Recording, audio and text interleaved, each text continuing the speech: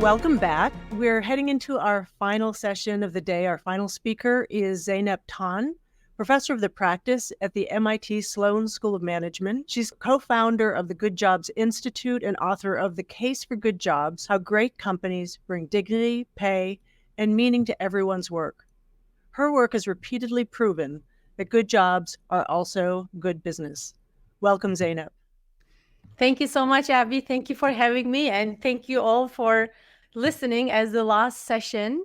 And I am going to talk about good jobs in the context of frontline work. So frontline work in mostly in service industries, though the results, the work that I'm going to share with you applies to other contexts as well. But I'll be mostly talking about work in places like retail stores, restaurants, call centers, healthcare, hotels, etc. And many of these jobs we called, essential during the pandemic. So the work that these employees do is really important for us as a society. Our world literally stops without them. And as Peter was talking about AI and how it's unlikely to remove jobs, but when it comes to frontline work in this context, many of the jobs are hard to be automated, either by AI or even by robots. So these jobs are here to stay for our society. And in some ways, making the case for good jobs in this context is relatively easy, right? If the starting point of an organization is, and I hope a lot of organizations have this starting point, which is competitive advantage comes from continuously improving value for customers, right? This is how, there are different ways to grow profits and sales, but the good growth is when companies constantly improve value for their customers, and that's where the growth comes from. And if that's the starting point, if there's the focus on creating value for the customer, then of course what frontline employees do really matters. The fact that they, the idea that they need to do their work productively, accurately, efficiently is super important for creating customer value.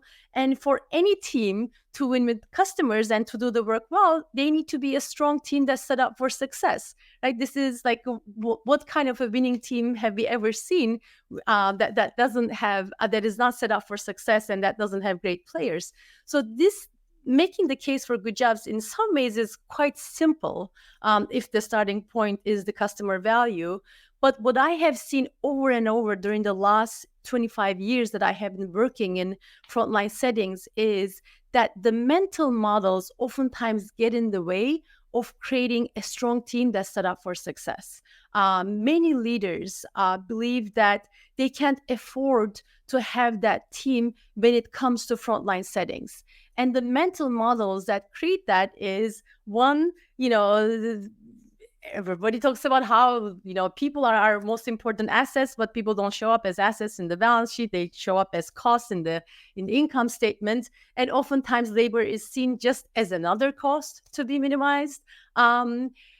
We are taught that market pay is the right pay, even if that pay might be unlivable pay, and even if people are not like other commodities, they're not like soybeans. Right? The amount of pay affects their health. It affects so many other things.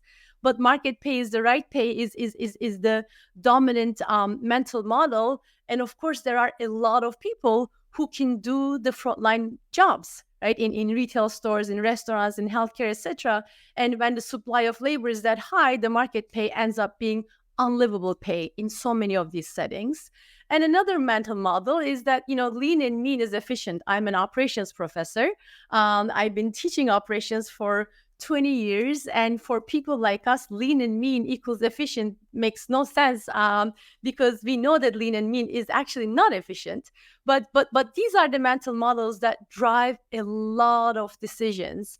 And that mental model, I have found, creates a vicious cycle in so many organizations. Because with that mental model, the tendency is to invest little in people, which means there's a lot of employee turnover. There's consistent understaffing. People have low ability, not because they have low ability, but because the pay is low, because there's not enough time for hiring the right people or training them well. And that low investment in people that leads to high turnover, low ability, and understaffing then leads to operational problems. Long lines at retail stores, or on shelves that are empty, cold food in restaurants, or mistakes in hotels and in healthcare environments, and that reduces sales and profits. And when sales are lower, then companies' labor budgets shrink, and this vicious cycle continues. Now, this vicious cycle is already expensive for organizations. If you think about it, turnover costs alone can be significant. The nonprofit Good Jobs Institute that Abby mentioned, we have now worked with more than 30 companies that have frontline employees, and we have seen employee turnover levels anywhere from 30% to 200, 300% in one particular setting in Mexico. But the cost of, the direct cost of turnover, hiring, onboarding, training, and time to full productivity can range anywhere from 10 to 25% of payroll dollars spent every year. So the cost of turnover alone can be significant. And the other thing that is quite high, even higher than cost of turnover, tends to be all the lost sales that come from poor service or long lines in retail stores or empty shelves, and the cost of mistakes that happen that end up increasing product costs, and low labor productivity that comes from low people investment. And most importantly, so if you think about those costs, right, companies are not spending the money on labor, but they are spending the money. They are spending the money on lost sales, lower productivity, higher costs in terms of turnover and other costs. And even more importantly, when companies operate in this vicious cycle, they end up making a lot of interrelated decisions that create a weak system. And those interrelated decisions are, if turnover is high and there are a lot of mistakes that happen in the front lines, then frontline managers are firefighters, right? They're not leaders, they're not developing people, they're not improving performance, but they're firefighters. They're thinking about who didn't show up for work today, who are we going to fill in for that role, or they do the frontline work themselves because there aren't enough people. So they have no time to hire the right people and to train them properly, even if the company has amazing, hiring standards or amazing training standards or manuals on paper. And when companies don't hire the right people or they don't train them well, of course, there's little trust in ability and even in goodwill. So a lot of decisions tend to be, centralized, and front lines are asked to do rather than to think and to make decisions, which of course makes the job a worse job, and there are then even more mistakes and more problems. So part of this vicious cycle is the weak system that it creates, and that weak system means that now we can't have a strong team, and that team is not set up for success, because that team doesn't, we haven't invested in that team in terms of, paying them well, creating good schedules, investing really in their development, but also their work is unproductive and their work is unmotivating, right? When people are not allowed to make decisions, the jobs becomes a worse job. So this is the vicious cycle creates this weak system. And of course, if there is a problem in the system, then any one or two things is not going to improve it, right? A system problem requires a system solution. And the one good news that I will share with you is that during the last 7-8 years, the Good Jobs Institute, we have worked with more than 30 companies, and we have seen companies get out of this vicious cycle and improve their labor turnover, employee turnover, improve their productivity, and improve the value that they offer their customers. I'm going to give you a couple examples, like a couple of companies, just to give you a set of the types of contexts where we have seen companies turn around and escape this vicious cycle. And I'll go do a deep dive into one company to show you what it looks like and what it takes to be able to get out of this cycle. So we have seen, I have 4 companies here, but just to give you a context, these companies represent retail, Quest Diagnostics call centers, Urbanex is a pest control company, and Moe's Original Barbecue is a restaurant with just 2 units. So what you're seeing here is a public company like Quest Diagnostics, private companies. The other 3 are private, and you're also seeing a wide range of companies. Quest is a large company. Mudbay has about 60 stores right now. It's a pet retailer, and Moe's Original Barbecue is just a small chain. It's 2 units of a restaurant chain. But in all 4 contexts, you see the outcomes that improved after they escaped this vicious cycle. Their turnover improved, their productivity improved, and their customer satisfaction, loyalty, and as a result, sales improved. And one of the things that I have seen over and over is being able to get out of this vicious cycle requires a different way of thinking. It requires a lot of imagination of a better system that has both investment in people and good work, so that people are more productive, they can add more value, and the work is more motivating. Imagine a different system working their environment and have the courage to adopt that system. And I'll come back to this courage and imagination as 2 words, because I've been teaching at business schools for 20 years, and we love numbers, we love data analysis, and oftentimes we put a lot more emphasis on doing rigorous, all else equal, isolated analyses using data versus helping people think in systems and imagine different possibilities and have courage to adopt it. So let me give you an example to see what this looks like. In 2017, so the example that I'm going to give you is from Sam's Club. So Sam's Club is a retail chain, and their biggest competitor is Costco. I imagine many people in this room will be familiar with Costco. And in 2017, John Furner became the CEO of Sam's Club. And John was Sam's Club's 14th CEO in 34 years. So if you do the math, you'll realize that the CEOs in this company oftentimes last somewhere around 2-3 years. So he was under tremendous performance pressure to improve the company. And when he became the CEO, the company was in trouble.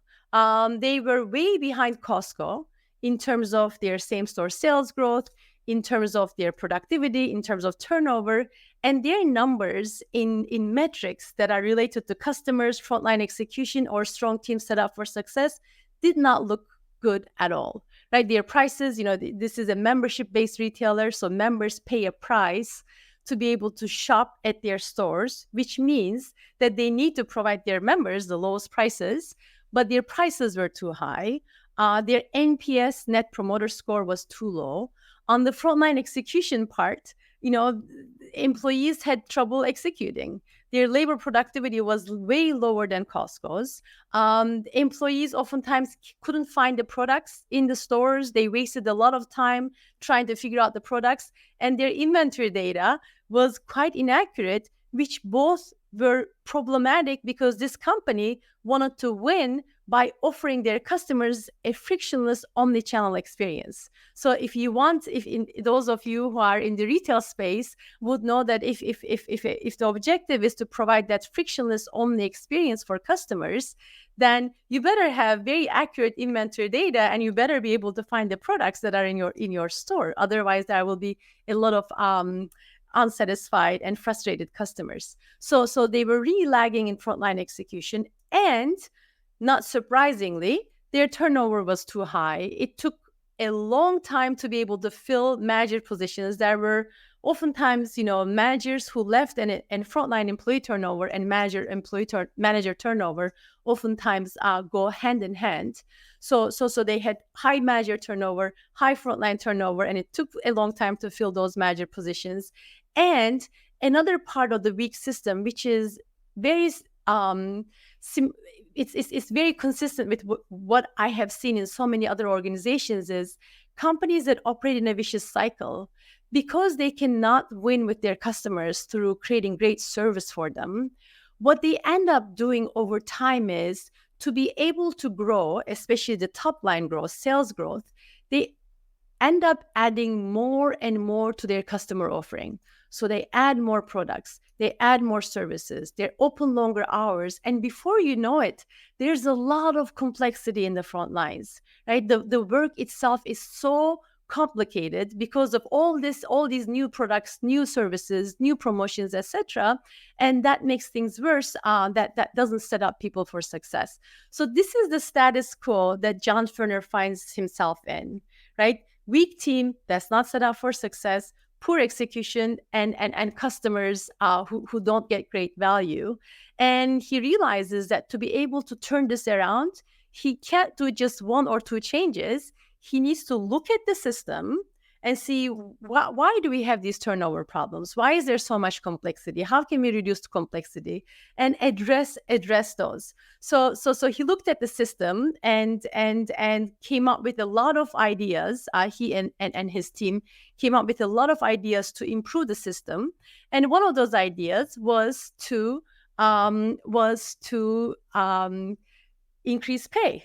So they decided, well, they wanted early on to increase the pay of a specific group of employees. So these were employees who cut meat. These were employees who worked in the fresh products department. And these were employees who worked in the bakery and led teams.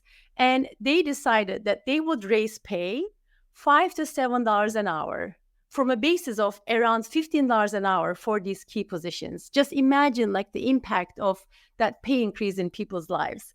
But when they wanted to raise pay this much, HR came and HR said, don't do it.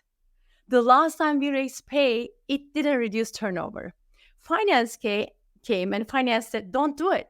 It's not in the budget.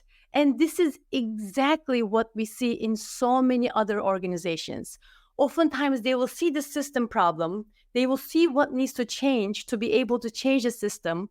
But when it comes to individual changes, then everybody goes to analyzing that individual change in isolation from the other parts of the system, and oftentimes using historical data and come up with conclusions, right? So this and this could be about increasing pay. It could be about reducing complexity. It could be about, if the problem is understaffing, adding more hours, right? Any specific change, all else equal data-centric thinking encourages people to ignore the other parts of the system.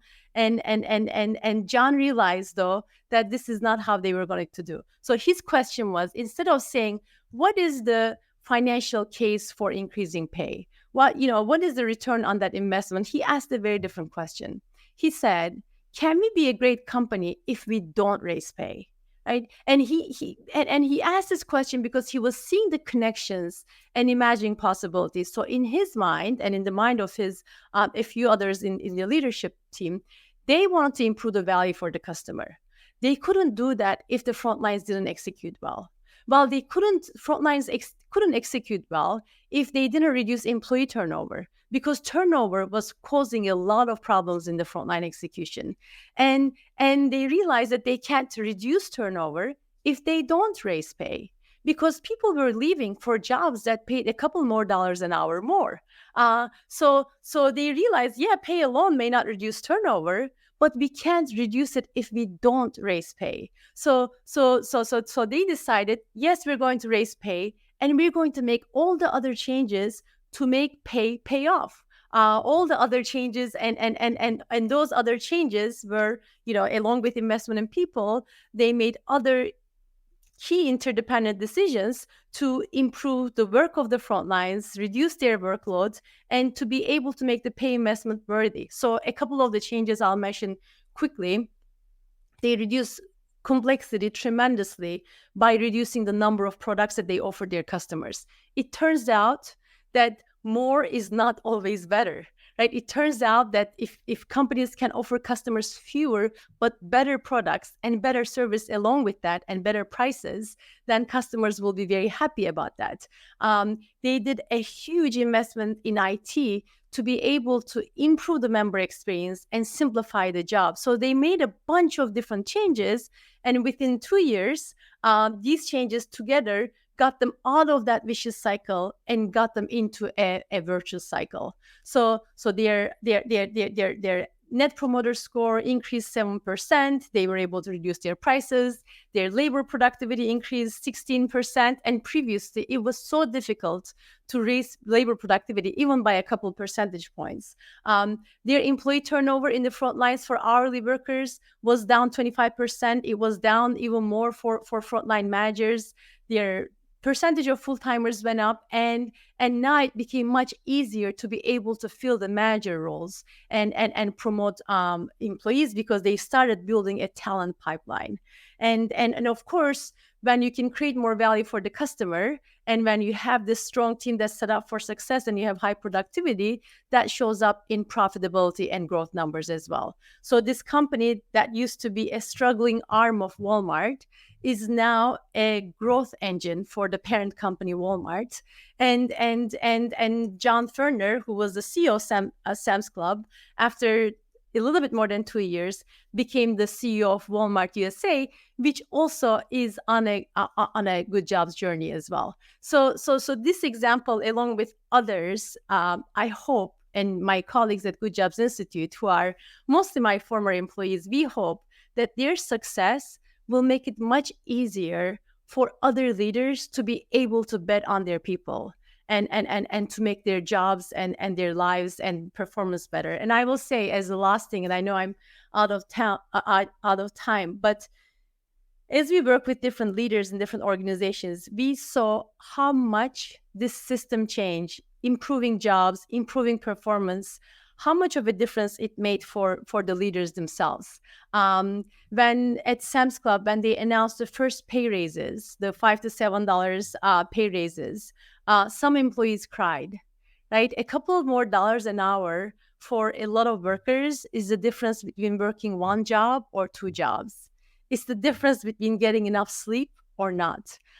Sam's Club also offered stable schedules. And again, having a stable schedule is, it's the difference between having a chaotic life versus a sane life. It's the difference between, not spending time with your children and spending time with your children. So for the leaders who made this change, not only were they now winning with their customers and having this stronger company, but they were able to change the lives of workers, and that was quite meaningful. So I'll stop here and see if you have any questions.